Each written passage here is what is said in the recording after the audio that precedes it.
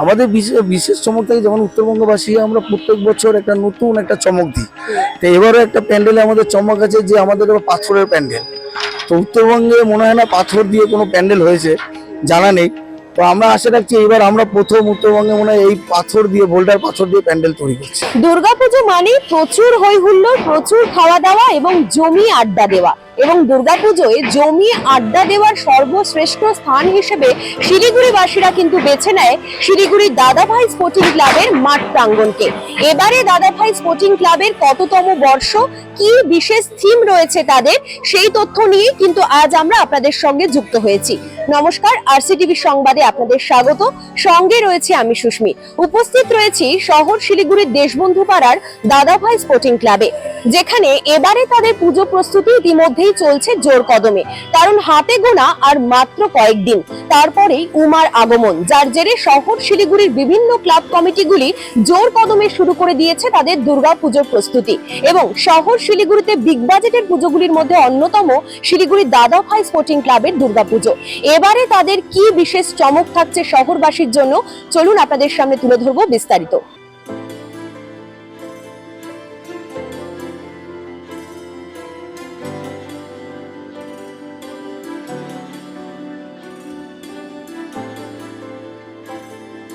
এবার আমাদের থিম হলো পাথরে প্রাণ।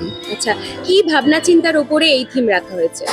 এটা অ্যাকচুয়ালি রাখা হয়েছে যেমন ধরেন মানে মাটি, জল, গাছ, পাথর, তাদের যে একটা সম্পর্ক, এই সম্পর্কটাকে আমাদের জীবনে যত গুরুত্বপূর্ণ সেটা আমরা আস্তে আস্তে ভুলে যাচ্ছি। যেমন জল অপচয় করবেন না, গাছ কাটবেন না। তো এই জিনিসটাই আমরা এবার পুরো পূজাটায় বার্তা দিতে যাচ্ছি দর্শনার্থী। আচ্ছা, এবারে আপনাদের মণ্ডপ সজ্জায় কি কি সামগ্রী ব্যবহার হচ্ছে? আমাদের মণ্ডপ সজ্জায় মূলত মেন হলো আমাদের ওই পাহাড়ের যে নদীর যে বোল্ডার, সে বোল্ডার দিয়ে মেন প্যান্ডেল, তার সঙ্গে কিছু আয়রন রড দেওয়া হচ্ছে, এসব দিয়ে প্যান্ডেলটা হচ্ছে। আচ্ছা, প্রতিমা সজ্জায় কি থাকছে এবারে? প্রতিমা সজ্জা মণ্ডপের দ্বারাই প্রতিমা সজ্জা করা হচ্ছে, ওর দ্বারাই।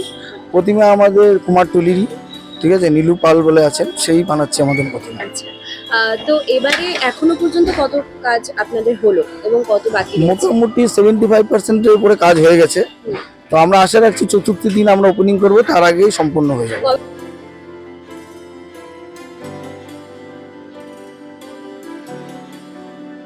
এটা নিশ্চয়ই যারা জানবে নিশ্চয়ই তারা আসবে। আর আমরা আপনাদের দ্বারাই বলছি যে আপনারা আসুন, আমাদের পুজো নতুন একটা প্যান্ডেল, যেটা উত্তরবঙ্গবাসীতে হয়েছে কিনা আমার জানা নেই, কিন্তু দেখবেন যে পাথর দিয়ে প্যান্ডেল কিভাবে হয়, আমরা আশা রাখি দেখবেন, ভালো লাগবে।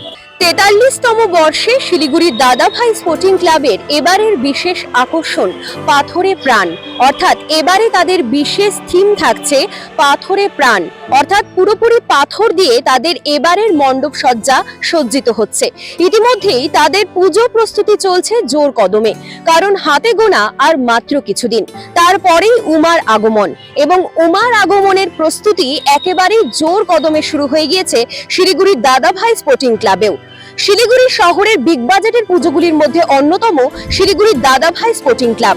প্রত্যেক বছর শহরবাসী অপেক্ষা করে থাকে কি বিশেষ থিমের সঙ্গে আসছে শিলিগুড়ির দাদাভাই স্পোর্টিং ক্লাব। অর্থাৎ এবারে তাদের বিশেষ যে থিম, সেই থিমের কথা নিয়ে কিন্তু আমরা এতক্ষণ যুক্ত রয়েছিলাম এখানকার পুজো উদ্যোক্তাদের সঙ্গে। তারা যেমনটা জানালেন, এবারে কিন্তু একেবারে সামাজিক বার্তার মধ্যে দিয়ে তারা কিন্তু তাদের পুজোর থিম রেখেছেন। অর্থাৎ সমাজে কিন্তু বিশেষ এক বার্তা পৌঁছে দিচ্ছেন তারা এই পাথরে প্রাণ থিমের মধ্যে দিয়ে। এবারে তাদের পুজোয় সম্পূর্ণভাবে তাদের মণ্ডপ সজ্জা থেকে শুরু করে প্রতিমা সজ্জা, আলোক সজ্জা কি থাকছে তা দেখতে অবশ্যই কিন্তু শহরবাসীরা এসে উপস্থিত হবেন শিলিগুড়ির এই দাদাভাই স্পোর্টিং ক্লাবে। আমরাও আপনাদের সামনে সেই সমগ্র চিত্র তুলে ধরবো দুর্গাপুজোর সময়। তার আগে তাদের পুজো প্রস্তুতি নিয়ে কিন্তু এতক্ষণ আমরা আপনাদের সঙ্গে যুক্ত রয়েছিলাম। এমনই একাধিক আপডেটের জন্য অবশ্যই আপনারা দেখতে থাকুন আরসিটিভি সংবাদ। শিলিগুড়ি থেকে সুস্মি সেনগুপ্ত রিপোর্ট, আরসিটিভি সংবাদ। ধন্যবাদ।